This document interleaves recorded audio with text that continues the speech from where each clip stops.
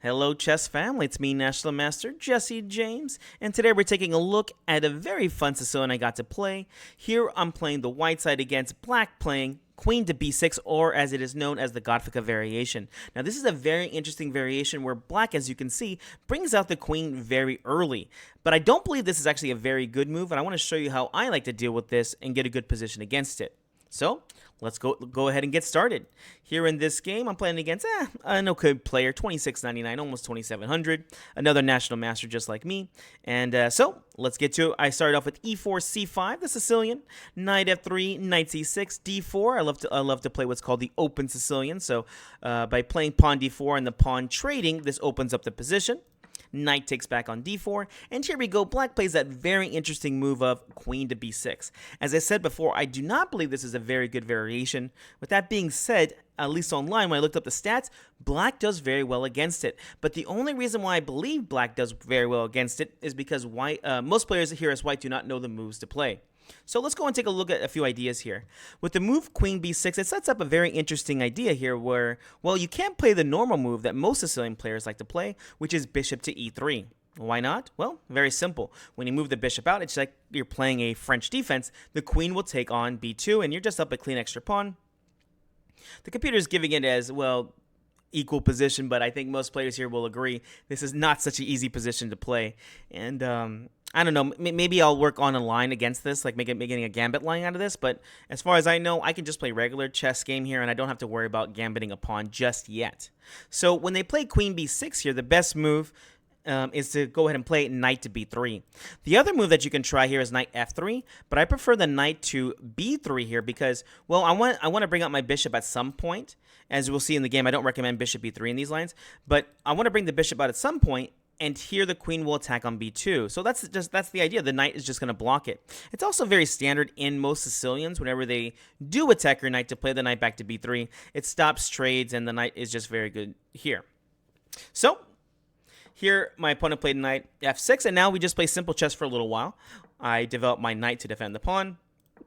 My opponent plays e6, and now we're just going to go ahead and keep developing. Bishop to d3, one of my favorite places to put my bishop. It looks a little weird here for some people, but the bishop here it will eventually attack on h7, and this is going to lead to checkmating ideas. Remember, whenever the king is castled, h7 is the main weakness. And here my opponent went ahead and played pawn to a6, and this kind of goes into my whole idea here. Well, at this point, I'll go ahead and just go one more move. I went ahead and castled here. And my opponent played pawn to d6, a good move. And here, this is where I think most people go wrong. Here, many white players here, or let me just ask you, what would you play in this position? Feel free to push pause. What would you play here? In this position, I believe a lot of players here are going to try to move out the bishop. I think this is correct. And they're going to play the bishop to e3, which I think is definitely not the best move here. I've played against this for quite a while, and I was wondering, why is this not so good? Here, the reason is, well, think about it. What's black's plan in this position? Black's plan in this position, as in many Sicilians, is to push the pawns forward and create counterplay on the queen side. So why would you move your opponent's queen when it's blocking the pawn from moving forward? In fact, I do not do anything to attack the queen. I leave the queen there as long as possible. The stronger player they are, the more they realize I'm not going to be playing bishop e3, and they move the queen out the way themselves. Typically, it'll move to c7. And so why do they want the bishop on e3? The bishop doesn't do as much work. Here, you're better off playing f4 to attack the backwards d6 pawn, or as I saw in many of the other games I was looking at, bishop g5 has a very high win ratio here because it's threatening to take on f6, or again, it's just a more active square for the bishop.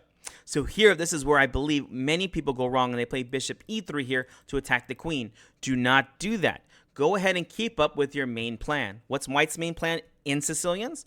Typically, you try to control the center and keep it closed until you can open it up, and then you go for the king side attack. You're going to see me do that very fast here. So, what do I play? The most aggressive move in the position, I go ahead and play king h1. What? Here, many people are asking, how is king h1 a very aggressive move? Very simply, I'm going for king side attack, and well, it's very well defended right now. So typically what you do is you play pawn f4, and you can either go f5 ideas to open up the king side, or pawn e5 to open up the king side. And you can see here, this will open up the bishop here too. So king h1 prepares that because, well, the queen is actually pinning. So my opponent continued. He went ahead and played bishop b7, and here I come. I'm coming in with pawn to f4. Here I'm very happy in my position. Black went ahead and castled, and here I played queen to e1. Now there's many good moves here. Again, actually, let me go back just one more move. Bishop g5 is one of the main moves here that white does very well at.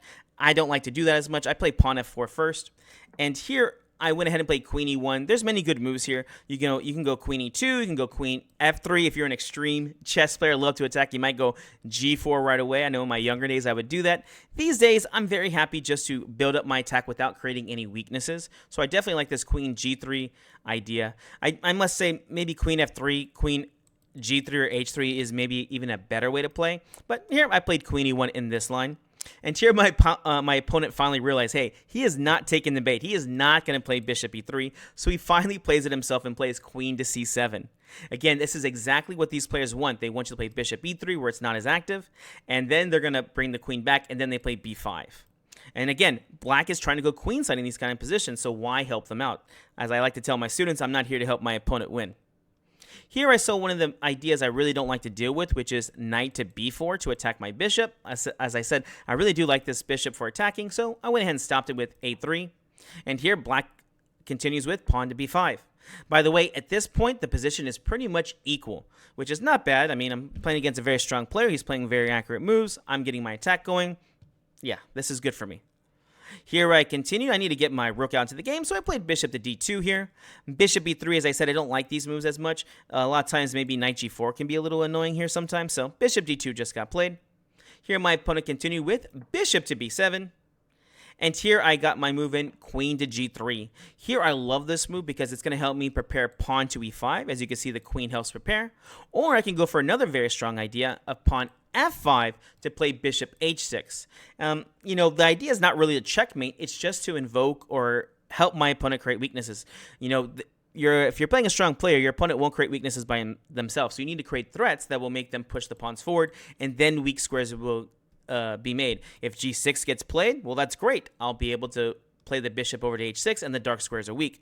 If they play h6, well, great. I get to look about sacrifices on h6. Either way, we're provoking weaknesses to get played. All right, here we go. Black went ahead and played pawn to b4, attacking the knight over here. I really don't have too many moves here. Here, I did not want to take again because, like I said, if pawn takes, knight takes, it attacks my bishop, and I can't move the bishop away because now e4 is being attacked twice, and also knight takes on c2 is another threat here. So here I played a very interesting move, and I played knight to e2. I won't say it's the best move, but again, it was something that I thought was a good idea. Also, I'm looking about ideas about bringing it over to d4. Here my opponent took, correct. Here he is definitely slightly better now, how he was able to open up on the queen side. Again, this is black's main idea. Pawn takes on a3. I don't want to take with the rook. Maybe rook takes as an idea, but here I don't think it's very good this time because now there's moves like d5, and this will create tension on e4, and the bishop is opened up to attack the rook. So, not this time. Pawn takes on a3.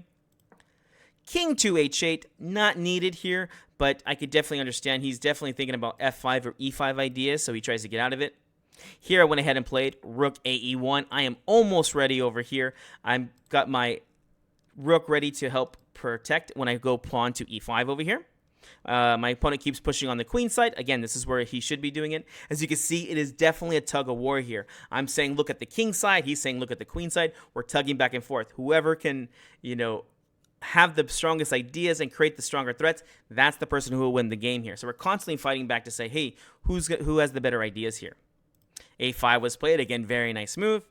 And here I saw the idea coming of pawn to a4, so I went ahead and played knight to d4 here. And very simple idea. I'm looking to, again, look to play e5 here, and also just bring the knight to a better square because he was going to get kicked anyways. Here my opponent went ahead and traded. Knight takes, and then they played knight to d7 here. All right, it is now white to move. What do you play in this position? All right, guys, if you haven't already, go ahead and give us that like and subscribe. Remember, liking this video is going to share this with other chess players. All right, so what do you play in this position? There's two very good moves here. There's the positional solid strategic move, and then there's my move, the little too aggressive move. What do you play here? Here I went for the kingside attack and played pawn to f5. Now here, if you are a positional player, maybe a little bit more strategic minded, you might have played what the computer suggests as the top move, pawn to c4 here. And it makes sense. A lot of times in the Sicilian, you can really stop your opponent's main counterplay of d5 with pushing the c-pawn forward. So the c4 move, I'll give you credit for that one. Like I said, if you're a reckless aggressor like me, f5 looks like a great move to play here. And here I already have ideas like f takes on e6, and also maybe even ideas about playing pawn f6 for sacrifices. And I'm definitely looking at that. And here my opponent went ahead and played bishop f6, a good move here. It attacks the knight, and well, I got to do something about this knight over here. I can't just let him hang for no reason, right? Well, here I will always look for the imbalance and look for complications. This is how you're able to create winning positions. If a game is equal, you cannot win. If it's imbalanced, that's the winning chances you get. And so here I did not actually move the knight. I went ahead and played pawn takes on e6. And I like this move because with this move, I'm going to go ahead and create weak squares around the king. And, well, I want to create an imbalance of the pawn structured here too. So here, well, he definitely could have taken back on e6, but taking back on e6 would allow knight takes forking. So he really only had one decision here. Here he went ahead and played bishop takes on d4, and this is what I was happy about. Pawn takes on d7, and now the game is going to end very fast here. Queen takes on d7. I went ahead and played queen h4 with the idea of playing pawn to e5. Remember I said h7 is that weak square. So now you can see how I'm trying to put pressure on it. And here my opponent played a very common move that turns out to be losing. And here he played g6. It's white to move. Can you find the idea to get a checkmate pattern? At this point, either he will lose a piece or he's going to get checkmated. Unfortunately, he missed the idea and got checkmated very fast here. But it's white to move. What do you play here? All right, hopefully you pushed pause and tried to figure it out. Here, I spotted the lollipop checkmate or lolly checkmate. I call it the lollipop checkmate just because it's easy to remember. But basically, it's whenever you control the dark squares around the king and you checkmate on g7. And you're saying, well, this doesn't look very easy. It doesn't sound plausible. The bishop is defending. Aha! Here we have it. I played pawn to e5. And this is just winning on the spot. The queen attacks on d4. And also, it blocks the bishop from defending on g7. And here, there is no good move. At this point, black went ahead and, well, lost the game very fast and played bishop takes on e5. And, well, it's white to move and win. Let me go ahead and just show you real quick. The only other move that you could try to play here is pawn takes on e5. And here, you have the very nice move of playing pawn to c3. And at this point, the same checkmate pattern is going to happen. If you move the bishop away, I don't know, let's just say bishop to b6. Here, you're going to, this is going to lose to queen f6 check, king g8, and then you simply play bishop h6. And, well, there's really no good way. You're going to get checkmated very, very fast here. So this is very similar to the game because after e5, he went ahead and played bishop takes on e5. And hopefully you can spot the move here. It's now going to be forced winning of material or getting checkmated, most likely both. What do you play here for white to win the game very fast? Here, very simple, remove the defender. I want to play queen f6 check, but the bishop's defending. So what do you play? Rook takes on e5, my brilliant of the game. Here my opponent took back. I mean, I guess he could have tried to stop the checkmate. It's, losing either way. And now the game is over. Queen f6 check, king to g8, bishop h6. The dark squares are lost. He doesn't have the dark square bishop. He doesn't have enough time to save himself on g7. Here he had one last gasp for breath over here. He played bishop takes on g2 check. And here, well, why not take? King takes on g2. Queen g4 check, king to h1. And at this point, my opponent resigned, as there was no good way to stop queen to g7 checkmate. Remember, guys, this was the Godvika variation, or, as you may know it, the queen to b6 variation. Remember, the main idea here, play knight to b3 back. Do not trade on c6. I forgot to mention that. Do not trade on c6 here, as it only helps the pawn structure. And do not harass the queen. Simply go along with your kingside attacking patterns. Do not play bishop e3 to harass the queen. Remember, b5 is going to be their main idea for Sicilians, so they want to push on the queen side. Do not give them any helping hands. You're not here to help them win, right? Go ahead and go for your king side attack, and I guarantee you're going to do better in this variation. All right, guys, hope you enjoyed this. We'll see you in the next video.